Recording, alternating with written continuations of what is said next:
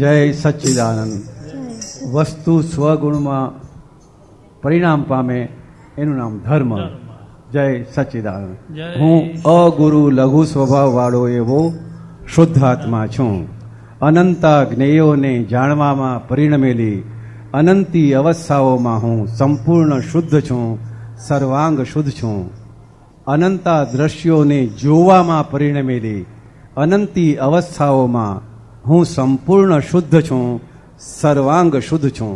સાહેબ, જોવામાં અને જાણવામાં એ તફાવત સમજાવો. પ્રાઇમરી સ્ટેજમાં હોય એ વખતે જોવામાં કે છે, એને પારિભાષિક ભાષામાં દ્રશ્ય કે, અને સામે દ્રષ્ટા કહેવાય. જરા ધૂંધળું હોય, ઝાંખું હોય, ક્લિયર ઓળખ પડી હોય નહીં.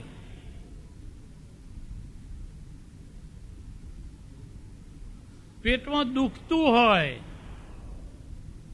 પણ એનું નિદાન થયું હોય નહીં. કંઈક છે એટલે એના અસ્તિત્વની ખબર હોય પણ એની પાકી ઓળખ થઈ હોય નહીં. તો એ આપણને જોવામાં આવે અને જ્યારે સ્પષ્ટ રીતે ક્લિયર થાય ત્યારે એને જાણવામાં કહે છે કે એટલે એને જ્ઞેય કહે છે. એટલે બાજુના રૂમમાં કંઈ અવાજ આવતો હોય, ખળભળાટ થતો હોય તો કંઈક થાય છે એવું આપણને ખ્યાલ આવે એને જોવામાં કહે છે. અને પછી નક્કી થઈ જાય કે એ અવાજ કોનો છે, એ ઉંદરનો છે, બિલાડીનો છે, અથવા તો કોનો છે.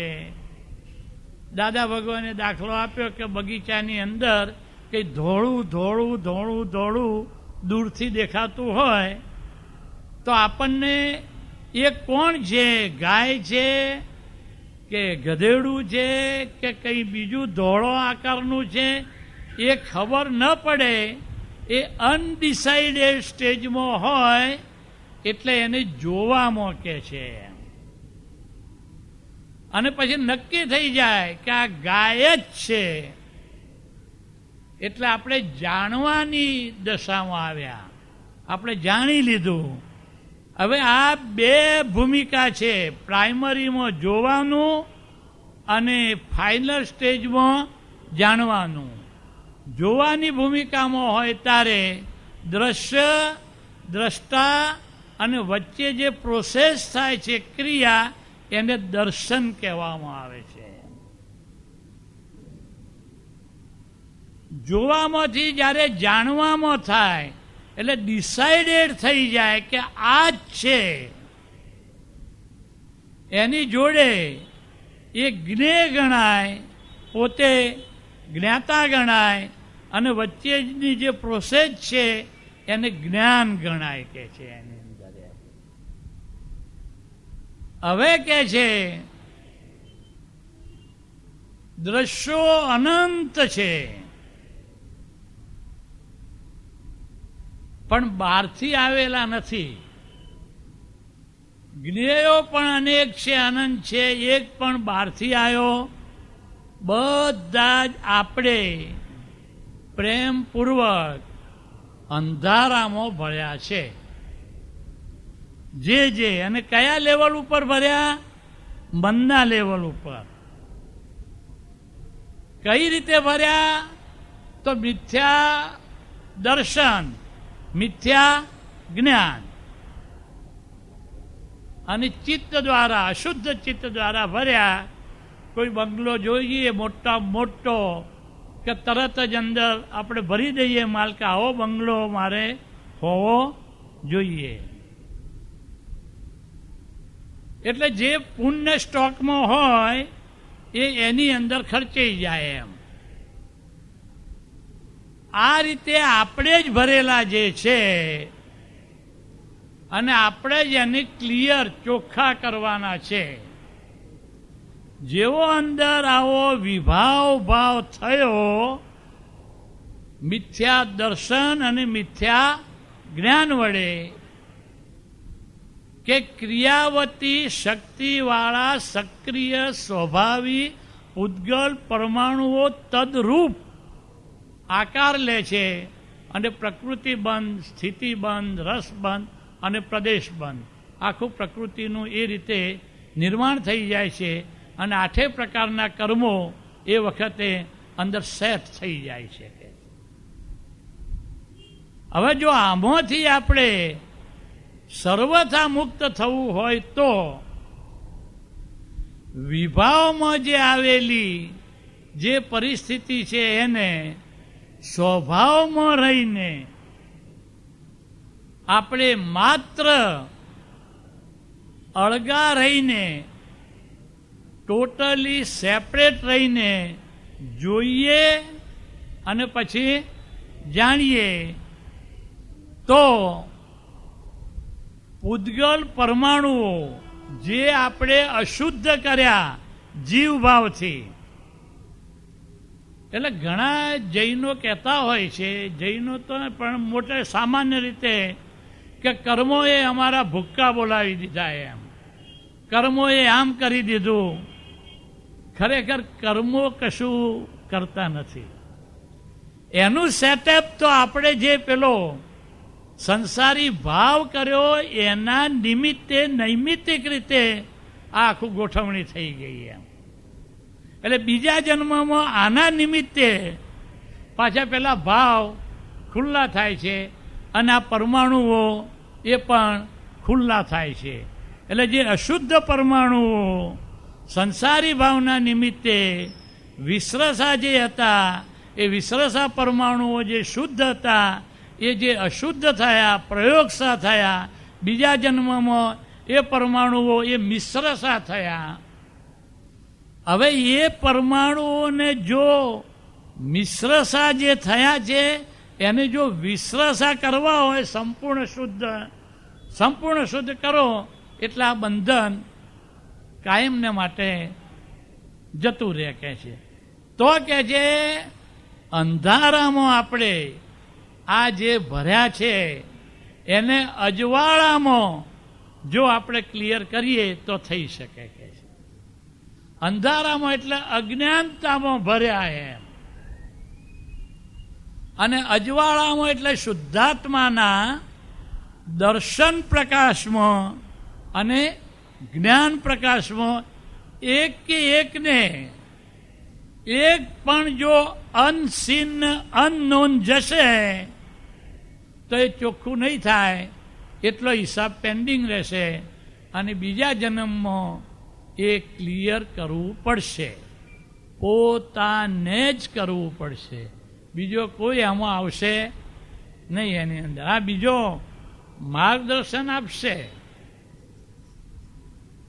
એટલે જો વહેલા મોડા આ કરવાના જ હોય પાછળથી, તો અત્યારે જ શા માટે પરાક્રમ કરી અને એટલી બધી આત્મ જાગૃતિપૂર્વક જેવું અંદર ઊભું થાય, કોઈ પણ ભાવ ઊભો થાય મનમાંથી, જેવું ગાંઠમાંથી આમ સ્પાર્ક થયું અને સ્પાર્ક થતાની સાથે જ એ પ્રાઇમરી સ્ટેજમાં જે આપણને દેખાવામાં આવે છે એ દ્રશ્ય કહેવાય. એને આપણે દ્રષ્ટાભાઈ એ જોઈ લઈએ એમ. એટલે પછી ક્લિયર થાય, જે ધૂંધળું હોય એમાંથી ક્લિયર થાય એમ. એટલે એ જ્ઞેય થાય. એ જ્ઞેય થાય એટલે આપણે જ્ઞાતા ભાવે એ જ્ઞેયને આપણે જાણીએ કે આવું છે, આવું છે, આવું છે, આવું છે. અને પરિણામલક્ષી દ્રષ્ટિ સાથે કે આનું શું પાછું પરિણામ આવે જો આપણે અહીંયા ક્લિયર નહીં કરીએ.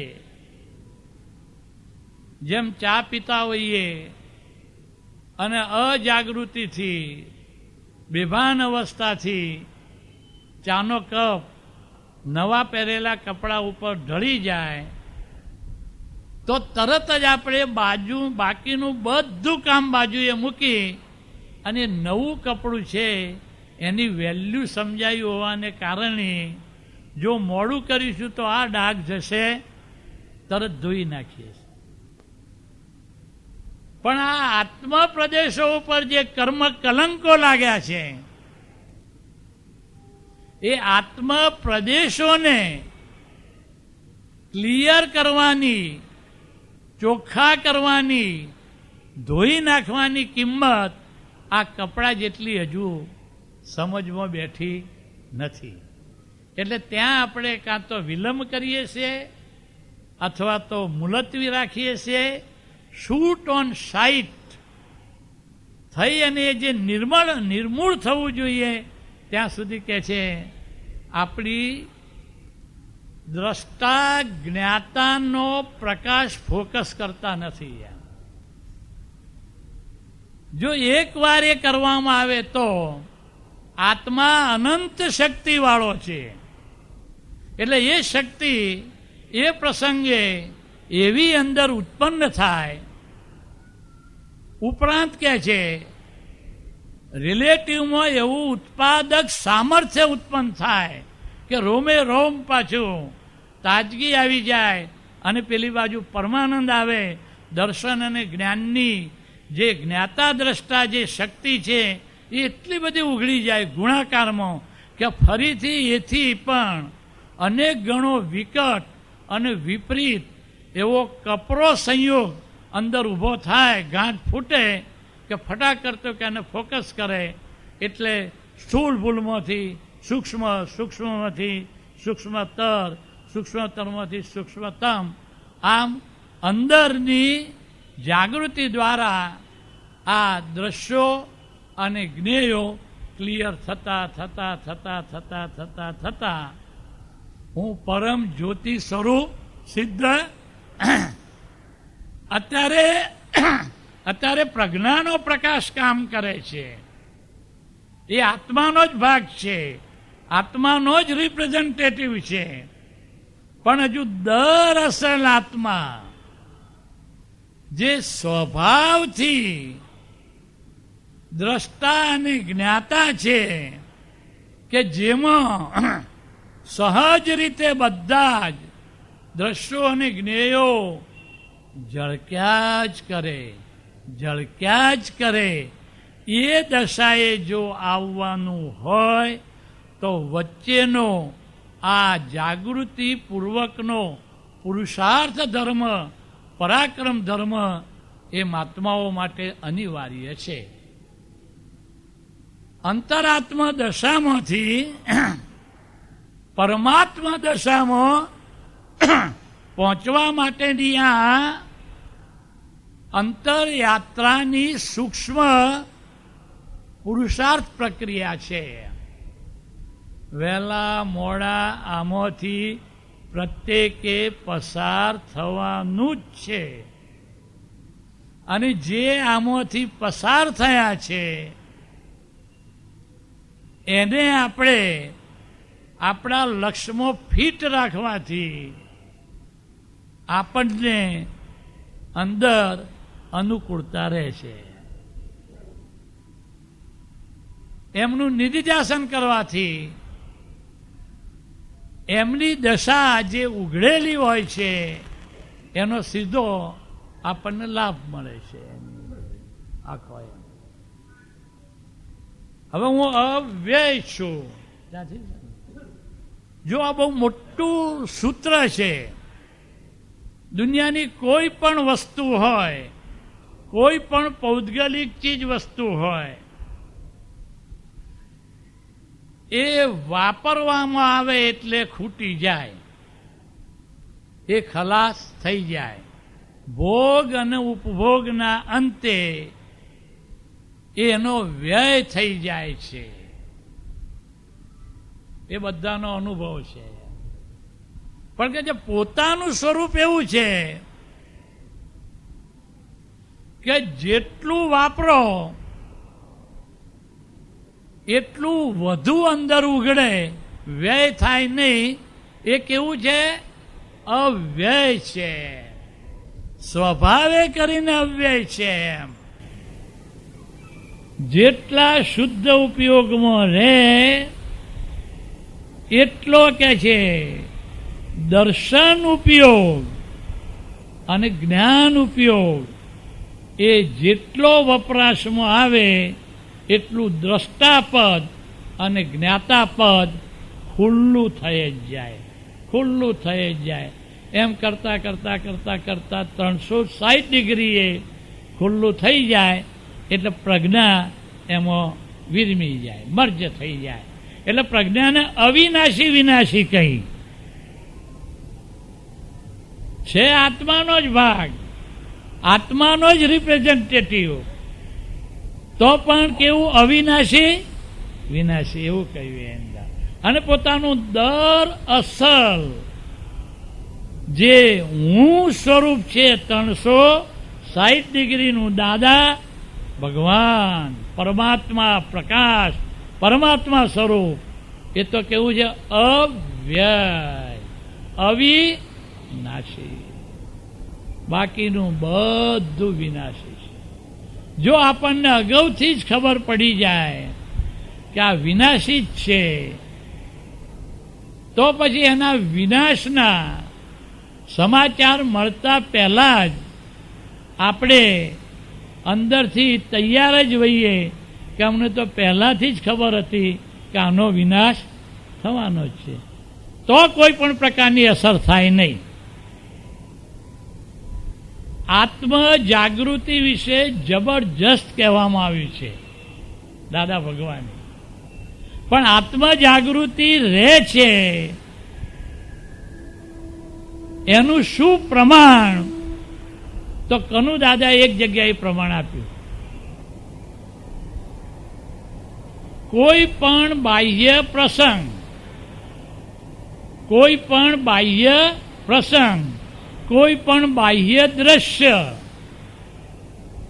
કોઈ પણ બાહ્ય પરિસ્થિતિ, કોઈ પણ અંતર બાહ્ય સંયોગ એની જેટલા અંશે અંદર અસર ન વર્તાય એટલા અંશે એની આત્મજાગૃતિ કહી શકાય. આ એનો માપદંડ આપ્યો છે.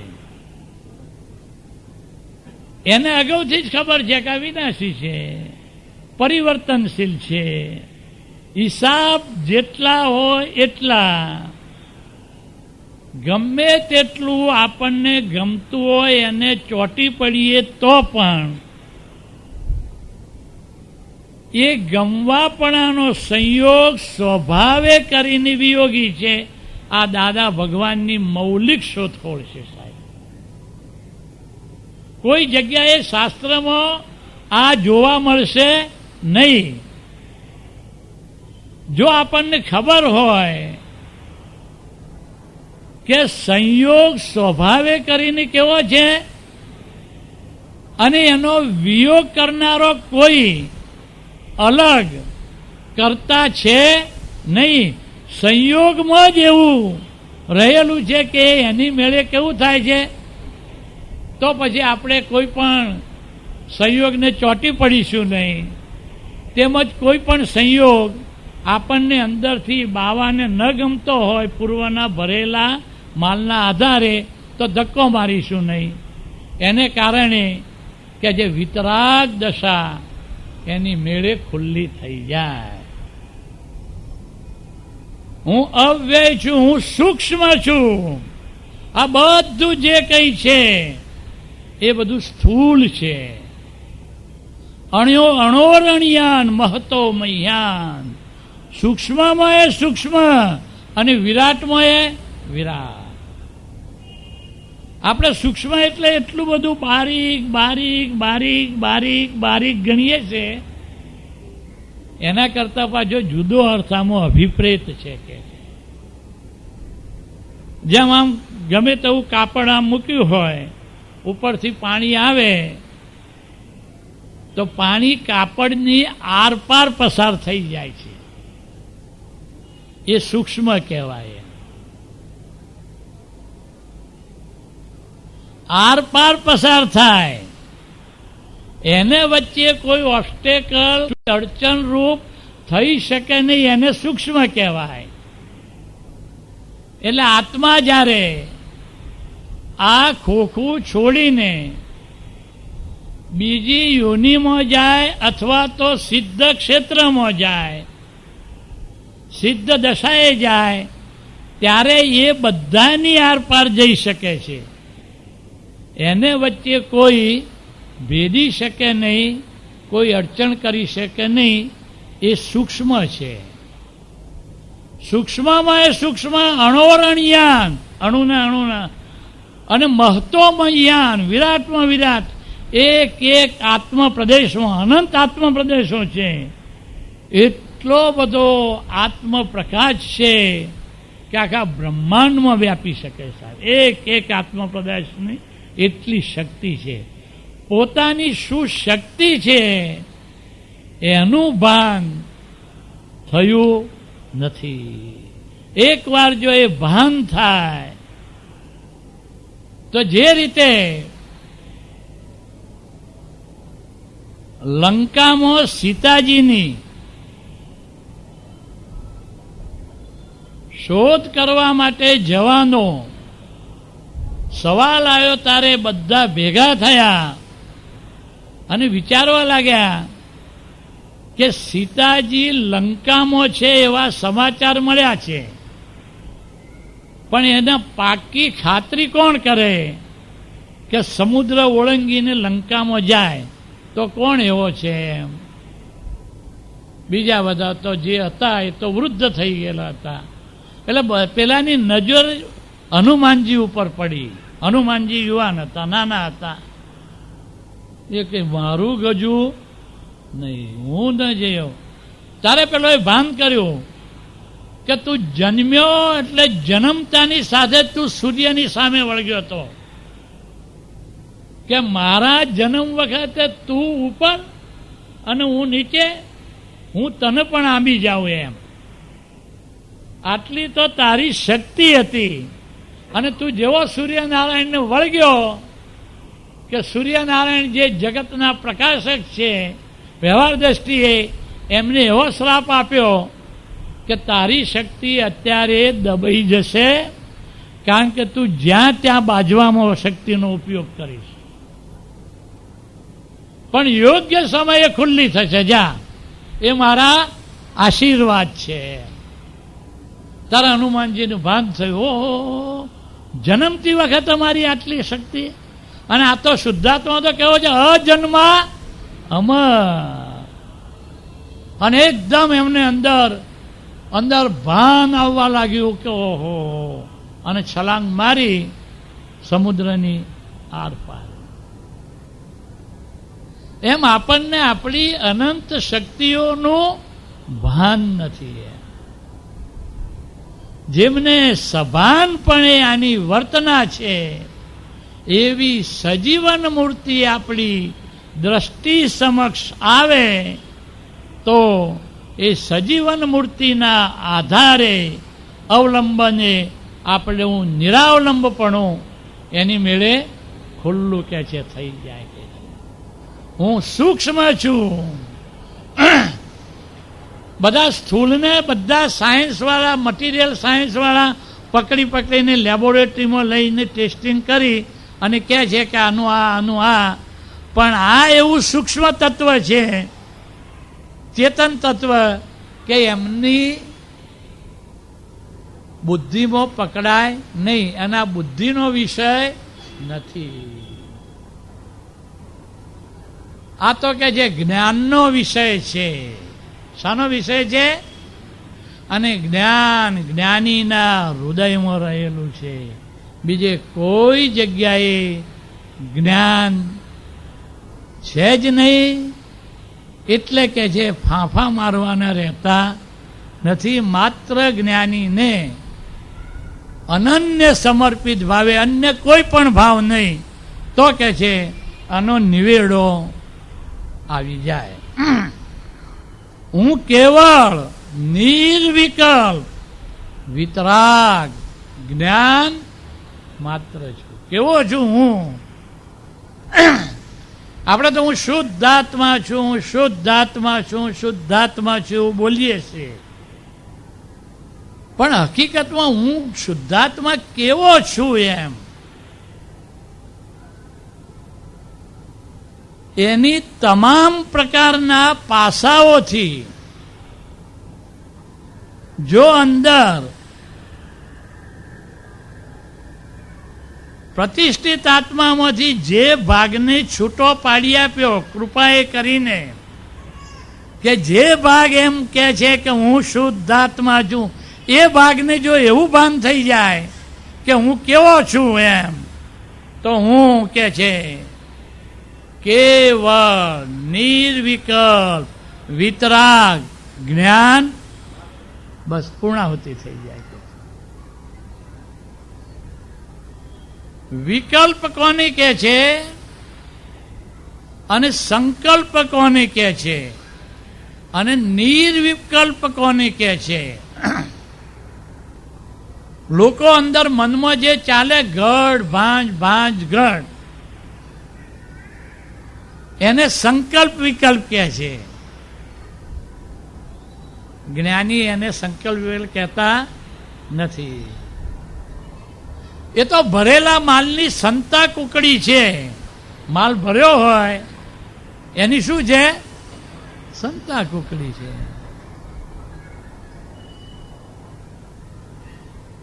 દાદા ભગવાને જે અનંત શક્તિઓ આત્માની કહી, એમાં એક શક્તિ કલ્પ શક્તિ કહી અને બીજી બે શક્તિ જ્ઞાન અને દર્શન. પણ આ કલ્પ શક્તિ છે એ હું કોણ છું એનું ભાન નહીં હોવાને કારણે, હુંની રિયલ જગ્યાએ નહીં હોવાને કારણે કલ્પ શક્તિ વિકલ્પ રૂપે કામ કરે છે. અને આ જગત મન વચન કાયા એ આત્માનો વિકલ્પ છે. આ દાદા ભગવાનની શોધખોળ છે. એ જ કલ્પ શક્તિ કઈ રીતે કામ કરવા લાગી? વિકલ્પ. અને આ મારું છે, દેહ મારો છે, ઘર મારું છે, વિચારો મારા છે, વાણી મારું છે. This is my proposal, it should be carried out. મારો જે શબ્દ નીકળ્યો એ પાછો જાય નહીં. એ કે જે સંકલ્પ છે. વિકલ્પ અને સંકલ્પ જ્યાં હું હોય ત્યાં જ મારું હોય. આ દાદા ભગવાનની પાછી અનોખી શોધખોળ છે. હું જો દેહમાં હોય તો દેહ મારો છે. હું જો પત્નીમાં હોય તો પત્ની મારી. હું જો પતિમાં હોય તો પતિ, અને હું જો મકાનમાં હોય સિમેન્ટ ચૂનો તો એ કોનું? હું અને મારામાંથી કે જે જડ થઈ ગયો. કેવો થઈ ગયો? ચેતન સ્વભાવી જે કહેવાય એ આ કલ્પ શક્તિનો યોગ્ય ઉપયોગ નહીં થવાને કારણે અજ્ઞાન માન્યતાથી કેવો થઈ ગયો? જડ થઈ ગયો. અને તોય આપણે કોઈ પણ માણસને એમ કહીએ કે તું જડ છે તો લાફો મારી દે, તારો બાપો જડ, તું જડ. પણ હું તો કેવો છું? પાછો કહે છે ચેતન છું. પણ એનું એને પૂરેપૂરું ભાન નથી. ભાન તો કોને કરી આપ્યું? પ્રગટ પ્રત્યક્ષ જ્ઞાની પુરુષે. કેવું કરી આપ્યું? કે બધા વિકલ્પોમાંથી છોડાવી દીધા એમ. હવે એક પણ વિકલ્પ આપણે રહ્યો નિર્વિકલ્પ સમાધિમાં મૂક્યા. કઈ સમાધિ? નિર્વિકલ્પ, નિષ્કંપન દશા. નિષ્કંપન દશા એમ. આ તો સરોવર હોય એમાં પથરા આપણે નાખે જ જઈએ, પથરા નાખે જ જઈએ એટલે અંદર વર્તુળો થયા જ કરે, એક્શન રિએક્શન. એટલે અંદર અંતઃકરણમાં આપણે સ્પંદનો ચાલ્યા જ કરે એમ. એટલે પ્રોજેક્શન થાય, એક્શન એટલે પાછું એના પરમાણુઓ ભેગા થઈ અને રિએક્શન રૂપે સેટઅપ થાય. અને દરેક પ્રોજેક્શન વખતે અનંત જન્મો પાછા આપણે આપણી જાતે વોરી લઈએ છીએ.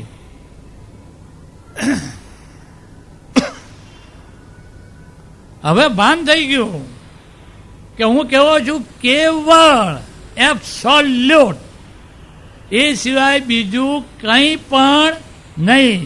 અને તે પણ પરફેક્ટ, પરિપૂર્ણ, એમાં સહેજ પણ અધૂરાપણું નહીં. હું કેવળ નિર્વિકલ્પ. પાછો કેવો છું, કેવો નિર્વિકલ્પ છું? તો તમે જોજો, વિતરાગ છો. સ્વભાવે કરીને પોતે વિતરાગ છે, પણ આ વચ્ચેનો ભાગ છે એ રાગ દ્વેષ વાળો છે. હું તો અનાદિ અનંતકાળ સુધી કેવો છે? વિતરાગ જ છે.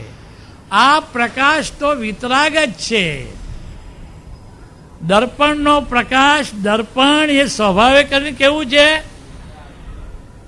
એને કોઈ એવો ઓપિનિયન નથી કે કાળી ફિગર સામે આવે તો હું ઝળકાવું નહીં ને મોઢું બદલી નાખું. આ માણસને એવું છે, આંખો બંધ કરી દે પાછો તો ડાયો માણસ લો. અને પાછી ગોરી ફિગર આવે તો લીંબુના 2 ફાડિયા કર્યા એવી રીતે મોટી આંખો કરીને ટગર ટગર જોયા કરે. તો હીરા ટાંક્યા છે ત્યાં? દર્પણને એવું છે નહીં. એ તો કાળી ફિગર આવે તો એ વિતરાગ ભાવે એ કાળી ફિગર છે એવોય અભિપ્રાય નહીં, ગોરી ફિગર છે એવોય અભિપ્રાય નહીં. કોઈ પણ પ્રકારના દ્વંદ્વ વિના આખું જગત સામો છે? દ્વંદ્વમાં. સુખ હોય તો બીજી બાજુએ દુઃખ હોય, ગમવાપણું હોય તો ના ગમવાપણું હોય, જય હોય તો પરાજય હોય, હર્ષ હોય તો સુખ હોય. કે આખું જગત દ્વંદ્વવાળું છે. આખી પૌદ્ગલિક રચના દ્વંદ્વવાળી છે. પોતે કેવો છે? દ્વંદ્વાતીત. એ દર્પણને કશું જવું નથી. અને ગમે તેટલા સામે પદાર્થો અને વસ્તુઓ આવે તો પણ એ પ્રકાશે જ જાય. એનો પ્રકાશવાનો દર્પણનો સ્વભાવ છે એ નિરંતર ચાલુ છે. વસ્તુ ખસી જાય તો દિવાલ ખસી જાય તો આકાશ, ગમે તે, પણ એ પ્રકાશે જ જાય છે. તો એને થાક લાગતો. અને આ માણસ રેલવે ગાડીમાં બેઠો એ કશું ન કરે તો એ જેવો ત્યાં પહોંચ્યો એવો થાક લાગ્યો. પહોંચી વળાય એવું છે? એ તો દાદા ભગવાન જ પહોંચી વળે. હું કેવળ નિર્વિકલ્પ વિતરાગ જ્ઞાન માત્ર છું. ચેતન તત્વને આત્માને જ્ઞાનમય કહ્યું છે.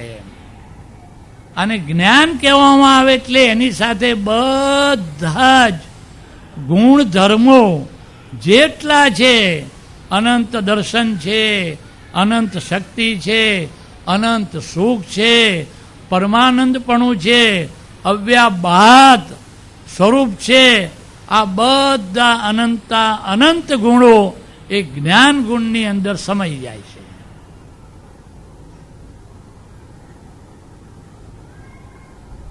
એ જ્ઞાન ગુણના પ્રકાશમાં જેટલા જ્ઞેયો આવે એ અહીંયા આવશે આગળ વાક્ય. હું નિર્મળ, અખૂટ, પરમાનંદ સ્વરૂપી છું. નિર્મળ છે. જો દર્પણ ઉપર તમે ઘીના લપેટા માર્યા હોય શ્રીખંડના કે મલાઈના તો પ્રતિબિંબ બરાબર ના. મલિનતા છે. મળ, વિક્ષેપ અને આવરણ વેદાંતે લીધો, અજ્ઞાન. અને જૈન દર્શને લીધું રાગ, દ્વેષ અને અજ્ઞાન. રાગ દ્વેષના જો લપેટા માર્યા હોય, કોલસો તમે દૂર રાખો તો બરાબર છે, પણ એના ઉપર જ લપેટો મારી દો મેષના, તો દર્પણ શું કરે બિચારું? એમ છૂટા રહેવાના બદલે એમાં તન્મયાકાર થાય કે છે. અંદર એવી નિર્મળતાની શક્તિ છે. કઈ નિર્મળતાની? કે સામે જેવું જ્ઞેય આવે કે એવા જ આકારો પોતાના એ નિર્મળતાની શક્તિ દ્વારા, ગુણ દ્વારા થઈ જાય અને પોતાના જ જ્ઞાન પ્રકાશમાં એ જ્ઞાનાકારો એ કે છે દેખાઈ જાય. પહેલા દેખાઈ જાય ને પછી જણાઈ જાય. બહાર કશું જ થતું નથી. હું નિર્મળ, પાછો કેવો છું? અખૂટ, ક્યારેય ખૂટે નહીં. એમ પાતાળી ઝરણું એકવાર ફૂટ્યું એ ક્યારે ખૂટે નહીં એની અંદર. એટલે પેલા કરિયાણાના વેપારી છે ને એ દોરાનો દડો રાખતા, આમ દોરાનો દડો. એટલે આમ બધા ગ્રાહકો હોય એ આમ લાઈનસર આવી જ જાય. પેલા કે આમ ફટાફટ વાળીને આમ આમ આમ આમ એને ઉપર ન જોવું પડે કોઈ જગ્યાએ, આવે જ જાય, આવે જ જાય, આવે જ જાય. એમ કે જે પાતાળી ઝરણું જે ફૂટ્યું એ ખૂટે નહીં. આયે લઈ ઘેર જઈને મોજ મજા આનંદ કરો, જાઓ. હું નિર્મળ કેવો છું? પાછો અખૂટ. જો ખૂટે એવું હોય ને તો એને સતત ભય રહ્યા કરે અને એ પક્ષપાત રાખે. ત્યારે ખૂટી જશે માટે વીઆઈપી વાળોને પહેલા આપી દો, નહીં તો નારાજ થઈ જાય, મુશ્કેલી થઈ જાય. જો ખૂટી જાય પણ અખૂટ છે માટે કે છે એમને કોઈ પણ પક્ષપાત છે. અમને જે મળ્યો એ એના માટે શું પાત્ર, કોઈ પણ પ્રકારનું ડિસ્ક્રિમિનેશન નહીં. કાસ્ટ, ક્રીડ, કલર, તમે જો કોઈ પણ એમ ગાડામાં ગાડો માણસ કહેતા હોય સમાજવાળા, પણ જ્ઞાની પુરુષ તો એની જે ઇમ્પોર્ટન્સ આપે છે સાહેબ, વધુ વધુ એને આપે એમ. એટલે કે જે એમની ગતિ કે છે અકળ છે, કળી શકાય એવી નથી કે છે. હું નિર્મળ, અખૂટ, પાછો કહો છો પરમાનંદ સ્વરૂપી, પરમ આનંદ. પરમ આનંદ એટલે અલ્ટિમેટ આનંદ. એમ દુનિયાના કોઈ પણ પદાર્થમાંથી, પદમાંથી, ચીજ વસ્તુમાંથી, પોઝિશનમાંથી, પરિસ્થિતિમાંથી, સંયોગમાંથી, દુનિયાની કોઈ પણ ક્રિયામાંથી, કોઈ પણ ક્રિયા હોય, એમ ખાવાની ક્રિયા હોય, હરવાની હોય, ફરવાની હોય, કોઈ પણ ક્રિયા હોય, ક્યારે એમાં કે છે આનંદ હોઈ શકે જ નહીં. દાદાએ તો લીધું છે અજ્ઞાન ક્રિયામાંથી દુઃખ જ હોય, પણ આપણે એટલું નહીં કહીએ. એમ એકદમ શોક નહીં આપવા, ધીરે ધીરે ધીરે. પણ એમાં કે જે સુખ હોય નહીં, પણ કે જે સુખાભાસ હોય. પૂતગલમાં સુખ છે ને, ઝાંઝવાના જળમાં સાચું પાણી નથી, પણ પાણીનો દેખાવ કરવાની એવી અજબ ગજબની શક્તિ છે કે બધા જ હરણા એની પાછળ દોડે છે, હાંફે છે અને સાંજે એ મોઢું નીચે મૂકી અને ત્યાં ગબડી પડે છે. આખું જગત કે છે આ પૌદ્ગલિક પદ, પદાર્થ, વસ્તુ, ચીજ એની પાછળ કે છે દોડે છે. સુખ નથી પણ સુખાભાસ. જેમ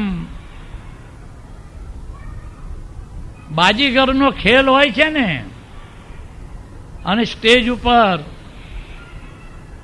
500-500ની નોટો કાઢે, આમ ફળા 1000ની 500ની થોકડો કરી દે એમ. એ કે સાચી હોય? કાઉન્ટર ઉપર આપણી 500ની નોટ લીધી એ સાચી. તો આ બધા મૂર્ખાનંદ છે ને, સાચી આપીને જૂઠી જોવામાં 3 કલાક કાઢે છે. ખેલ આખો ખોટો પણ ખૂબી ખરી.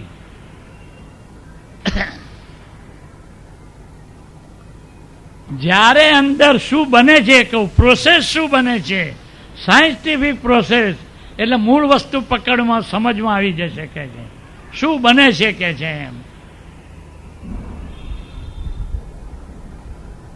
અંદર ગાંઠ જેવી ફૂટે અને ડિઝાયર થાય, ઈચ્છા થાય, કોઈ વસ્તુની થઈ, કોઈ વ્યક્તિને મળવાની થઈ, કોઈ પદની થઈ, પોઝિશનની થઈ, ચીજ વસ્તુ ખરીદવાની થઈ, મેળવવાની થઈ, કે ગમે તે ઈચ્છા જેવી થઈ કે ચિત્ત ચંચળ થઈ જાય છે. અંદર જે સ્થિરતા હોય, તમે આમ બેઠા હો અને એવું લાગતું હોય કે હમણાં તો નિશ્ચયથી 12મા ગુણ સ્થાનેથી આગળ વધીને 13મા ને 14મા ને સિદ્ધ નામ, એમાં એક પાછો અંદર ફટાકડો ફૂટે ઈચ્છા, કે ચિત્ત કેવું થઈ જાય છે? ચંચળ થઈ જાય છે. એટલે આ દર્પણ જે સ્થિર હોય એટલે એનું પ્રતિબિંબ એજ ઇટ ઇઝ અંદર ઝીલવામાં આવે, પણ દર્પણ હાલવા લાગે ને એટલે પ્રતિબિંબ બરાબર પછી પડે નહીં. એટલે ઈચ્છા જેવી થઈ, ડિઝાયર એ ડિગ્રેડેશન ફ્રોમ સાયર છે. અને કેટલી બધી દરરોજ ઈચ્છાઓ અંદર, જો કે મહાત્માઓને આથમતી ઈચ્છાઓ છે. કેવી છે? આથમતી. પણ આથમતી ઈચ્છાઓ કરીને આપણે એના પક્ષે બેસી જવાનું નથી. એમ ઈચ્છા જેવી થઈ કે ચિત્તની ચંચળતાની શરૂઆત થાય. એમ આમ સ્વાતંત્ર્યની એક ઈચ્છા થઈ એટલે અશુદ્ધ ચિત્ત ત્યાં જઈ અને ફરાક જોઈ લે. એમ ઓહો, બધું જ જોવાની એનામાં શક્તિ છે અને જાણવાની પણ શક્તિ છે, પણ પર પદાર્થ એ પોતાને જોઈ જાણી શકતું. એટલે ચિત્તની ચંચળતા થઈ એટલે દર્પણ આમ હાલવા લાગ્યું આખું. હવે ઈચ્છા પ્રમાણેનું જો બને, ઈચ્છા પ્રમાણેની વ્યક્તિ જો મળે, ઈચ્છા પ્રમાણેની વસ્તુ મળે, કે એક ક્ષણવાર માટે પેલું જે ચંચળતા હતી, અસ્થિર હતું, હાલતું હતું, એ એકદમ સ્થિર થઈ જાય. સ્થિર થઈ જાય એટલે આત્મા જે આનંદ સ્વરૂપ છે એના આનંદની ઝલક એ પેલા દર્પણ ઉપર પડે, ચિત્ત ઉપર પડે. પણ પેલાને આ પ્રોસેસની ખબર નથી એટલે એ એમ માને છે કે સામે જે વસ્તુ મળી કે વ્યક્તિ મળી એમાંથી આનંદ આવ્યો. બસ આ એની રોંગ બિલીફ છે. એટલે એ વસ્તુ અને વ્યક્તિની પાછળ દોડ્યા જ કરે છે. પાછું પેલું ચંચળ થાય. હવે જો એને ખબર પડે કે એ વખતે પણ એને જે સુખ મળતું હતું એ સુખ સામેની ચીજ વસ્તુમાંથી કે વ્યક્તિમાંથી નહોતું આવતું. એ વખતે પણ જે એને એ ક્યાંથી આવતું હતું? પોતાની અંદરથી. તો નિયમ છે, જેવી માન્યતા હોય ત્યાં ચિત્ત આવીને ઠરે.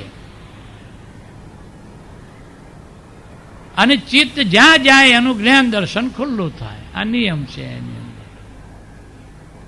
એટલે અહંકારની માન્યતાઓ છે. અહંકાર એ બંડલ ઓફ બિલીફ છે. કેટલી બધી એમ. એક કોબીજ થી અજાણી બહીને કોબીજનું શાક બનાવવા આપ્યું. એટલે પેલોએ કહ્યું જરા પડ કાઢી નાખજે ઉપલા. કાઢતી કાઢતી કહે છે કે કશું રહ્યું જ નહીં, શાનું બનાવવું એમ. બંડલ ઓફ બિલીફ છે. તમે જો એક એક બિલીફ જો કાઢે જ જાઓ અને બિલીફ બેસાડી દો કે સુખ પોતાના સ્વરૂપમાં છે, આમાં નથી, આમાં નથી, આમાં છે, તો બસ શાક કરવાનું રહે નહીં, તપેલું મૂકવાનું રહે નહીં, આધન ચડાવવાનું રહે નહીં, મસોતા જોઈએ નહીં, સાણસી જોઈએ નહીં, અને આખું નાટક એ વખતે સમાપ્ત થઈ જાય. પણ બાવાની બિલીફ આપણે બદલતા નથી. એની બિલીફમાં નક્કી થાય કે આ સામેની ચીજ વસ્તુમાંથી સુખ આવતું જે દેખાય છે એ હકીકતમાં મારું પોતાનું સુખ સ્વરૂપ જે આનંદ સ્વરૂપ છે એ જ ત્યાં ફોકસ થાય છે કે ચિત્ત બહિર્મુખમાંથી ફટાક કરતો અંતર્મુખ થઈ અને સ્વમો સલ્લીન થઈ જાય. એને સેન્ટર પકડાયું કે છે. શું પકડાયું? સેન્ટર.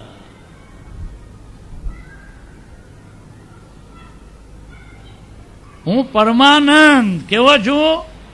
પરમાનંદ સ્વરૂપી છું. સ્વરૂપે જ પરમ આનંદ રૂપ છે. એટલે સાકર સ્વભાવે જ ગળી છે. એટલે એ કોઈ દિવસ કડવાશનો અનુભવ કરાવી શકે ગમે ત્યારે. એમ તમે એમ કહો કે રાત્રે 12 વાગે ચાખવું એટલે એ કડવી લાગે, ના બને. એનો સ્વભાવ ધર્મ કોની કહે છે? સ્વભાવ ગુણમાં પરિણમન પામવું એનું નામ. અને એ આત્મધર્મ છે. આ તો બધા લૌકિક ધર્મો છે.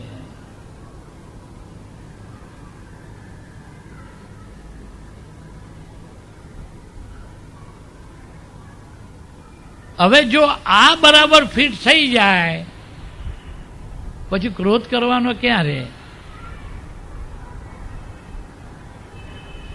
માણસ ક્રોધ ક્યારે કરે છે? એની માનીતી વસ્તુ મળવામાં વચ્ચે જે આવે છે એના ઉપર એ ક્રોધ કરે છે,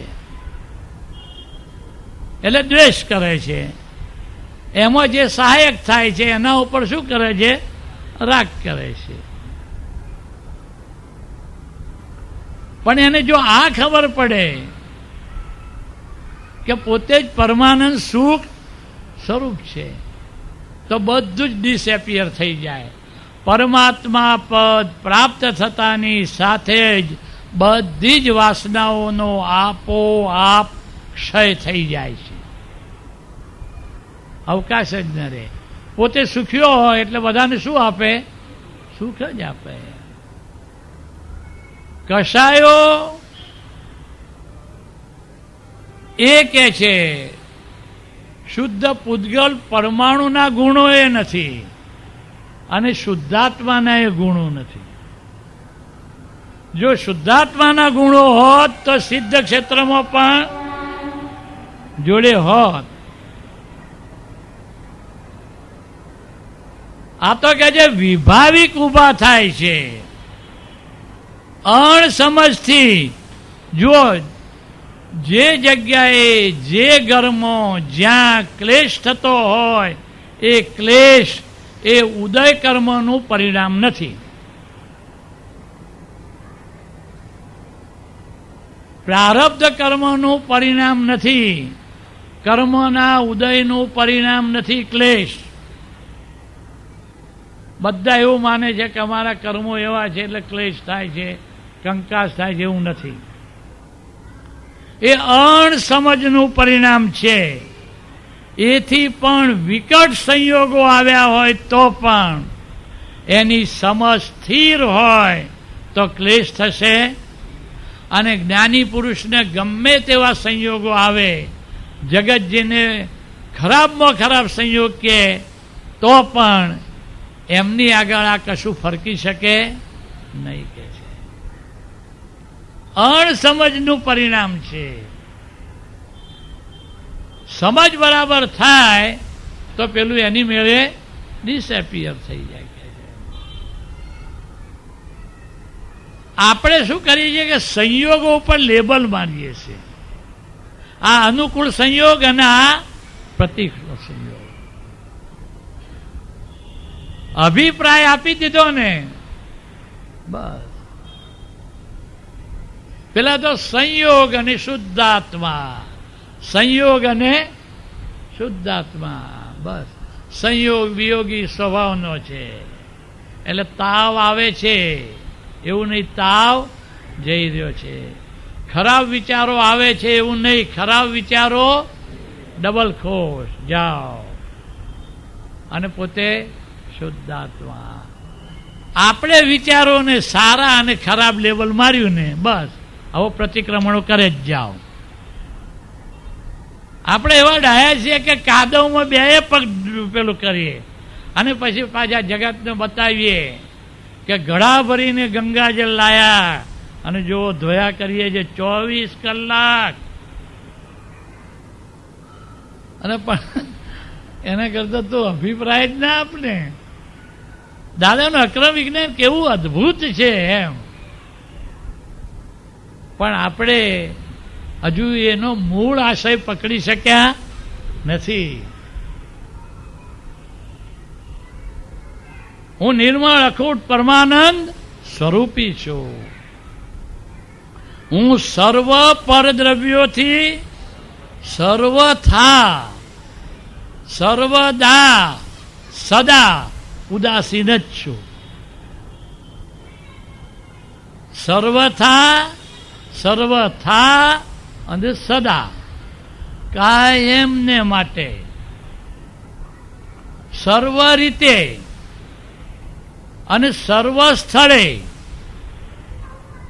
જમવા બેઠા હોય, લગ્ન મંડપમાં હોય, કોઈની મરણ ક્રિયાની અંદર હોય, કોઈ પણ જગ્યાએ હોય તો પણ હું પોતે કેવો છું? સર્વ પરદ્રવ્યોથી ઉદાસીન જ છું,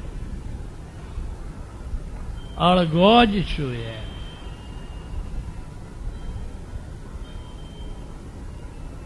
બીજા 5 પરદ્રવ્ય રહ્યા એમાં મુખ્યતઃ પૂદગલ, પરમાણુ, આકાશ તત્વ, ગતિ સહાયક, સ્થિતિ સહાયક અને કાળાણુ.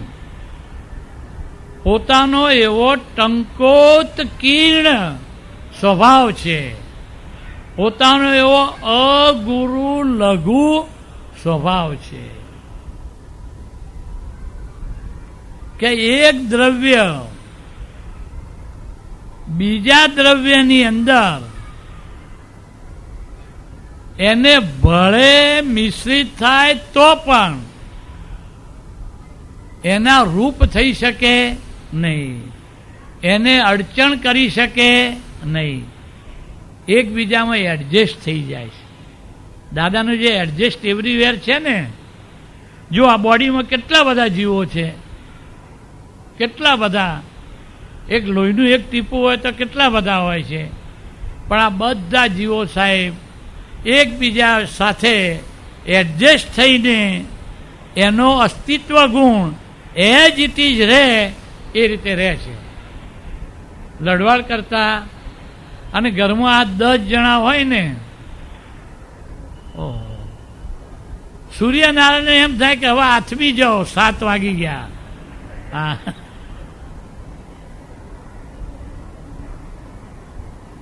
જોજો દાદાનું આ તો અદભુત સૂત્ર છે, એડજસ્ટ એવરીવેર. બધું બેઝિક કુદરતી લીધું છે.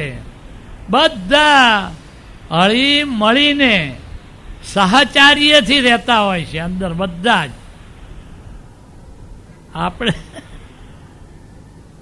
આપણો ઈગો એવો છે ને, દરેકનો ઈગો એવો હતપતિયો છે કે એના ઉપર વિશ્વાસ રાખી શકાય? આખા જગત ઉપર રાખજો. હું સ્વભાવે કેવો છું કે છે, સર્વથા કે છે, સર્વ દ્રવ્યો જેટલા પરદ્રવ્યો છે ઉદાસીન જ છું. સ્પર્શી શકે નહીં, બીજા અડચણ કરી શકે નહીં, હેરાન કરી શકે નહીં. અને તો પણ આપણે જુઓ ઘરમાં દરરોજ વાક્ય વાપરીએ છીએ, આમનાથી તો તોબા તોબા ભગવાન, થાકી ગયા એમ, હેરાન હેરાન થઈ ગયા. આવા પડોશી તો કોઈને મળજો નહીં હોતો, જાણે કે એની પાસે સત્તા હોય એમ એની અંદર. એટલે કહેવાનો અર્થ શું કે ભાષા જે બોલે છે એના ડેવલપમેન્ટનું સૂચન કરે છે. અક્રમ વિજ્ઞાનની અંદર ભાષા બદલાઈ જાય, આંતર ભાષા શરૂ થાય છે, રિયલ ભાષા. અને જ્યારે રિયલ ભાષાની અંદર રિયલ સત્સંગ થશે એટલે નિરાવલંબ સ્વરૂપ ખુલ્લું થઈ જશે. રિયલ ભાષામાં રિયલ સત્સંગ. પણ આપણે આ વૈશ્રીમાંથી ઊંચા આવતા નથી એમ, અને આપણે આશય પકડતા નથી. એક જણનો શબ્દ હોય એ શબ્દને પકડીને જે મારી મચેડીને પેલા ફૂટબોલના ગ્રાઉન્ડ બહાર દડો ગયો હોય તો એ ઉપાડીને પાછો અંદર લાવીએ. અને હવે સત્સંગ તો ના કે છે, પણ પેલા કહે છે ભાઈ શબ્દથી સંસાર છે, અને જ્ઞાનીના શબ્દથી સંસાર આથમી જાય છે, અજ્ઞાનીના શબ્દથી સંસાર ઉભો થાય છે. ચાલો બરાબર. જય સચ્ચિદાનંદ. દાદા ભગવાનના અસીમ જય જયકાર હો. દાદા ભગવાનના અસીમ જય જયકાર હો. દાદા ભગવાનના અસીમ જય જયકાર હો. દાદા ભગવાનના અસીમ જય જયકાર હો. ઓ દાદા ભગવાનના અસીમ જય જયકાર હો. દાદા ભગવાનના અસીમ જય જયકાર હો. દાદા ભગવાનના અસીમ જય જયકાર હો. દાદા ભગવાનના અસીમ જય જયકાર હો. દાદા ભગવાનના અસીમ જય જયકાર હો.